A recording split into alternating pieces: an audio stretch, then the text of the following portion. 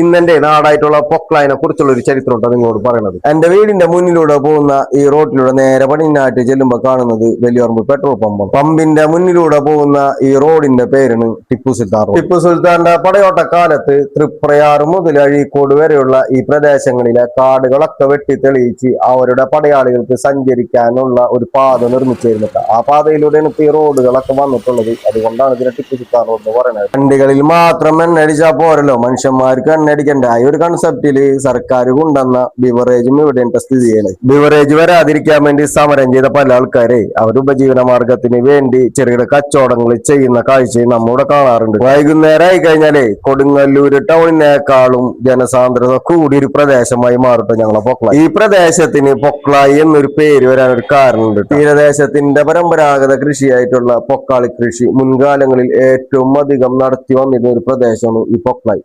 ആ പൊക്കാളി കൃഷിയുടെ പൊക്കാളിയിൽ നിന്നാണ് പൊക്ലായി എന്ന നാമം രൂപീകരിക്കപ്പെട്ടതെന്നും ഒരു വശമുണ്ട്. പൊക്കാളി എന്ന പേര് വിദേശികള് സംസാരിച്ചപ്പോ പൊക്ലായി ആയിപ്പോയതാണെന്നും മറ്റൊരു വശമുണ്ട്. പൊക്കാളി എന്ന് പറഞ്ഞു കഴിഞ്ഞാലേ ഉപ്പുരസത്ത് അതിജീവിക്കാൻ പറ്റിയ നല്ല ഇനം നെല്ലിട്ടാ. ഇതിൽ നിന്ന് കിട്ടുന്ന അരി മട്ടരി ഉണ്ടാ.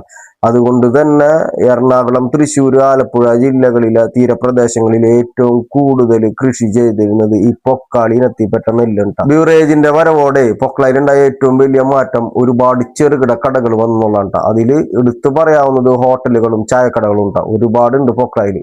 പക്ഷെ എത്ര കടകൾ വന്നാലും ഒരു നല്ല ചായ കിട്ടണമെങ്കിൽ അത് രാജേഷിന്റെ കടയിൽ തന്നെ വരണോട്ടാ. നമ്മൾക്ക് മനസ്സിന് തൃപ്തികരമായ ഒരു ചായ നമ്മൾക്ക് തന്നിട്ടുണ്ടെങ്കിൽ പിന്നെ ഏത് സമയവും നമ്മൾ ചെന്ന് കഴിഞ്ഞാൽ അതേ ടേസ്റ്റിൽ തന്നെ ആയിരിക്കുള്ളൂ ആ ചായ തന്നെ. ആ ഒരു കഴിവ് രാജേഷിനുണ്ട്.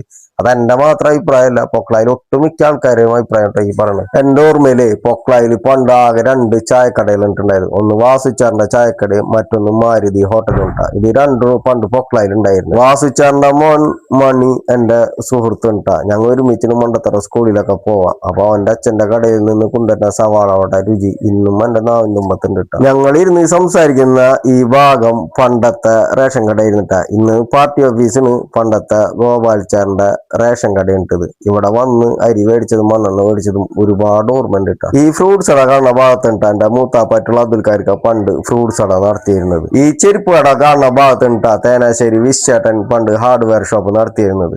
ഒരു രസികനായിട്ടുള്ള വിശ്ചേട്ടന്റെ ഓർമ്മകൾ ഇന്നും നമ്മളെ മനസ്സിലുണ്ട്. അതുപോലെ തന്നെ റെഡിമെയ്ഡ് മാമുദ് കടയും പീതാംബരച്ചാറിന്റെ കടയും രാമച്ചാറിന്റെ കടയൊക്കെ മരിക്കാത്ത ഓർമ്മകളായിട്ട് ഇന്നും മനസ്സിൽ നിലനിൽക്കുന്നുണ്ട് കേട്ടോ.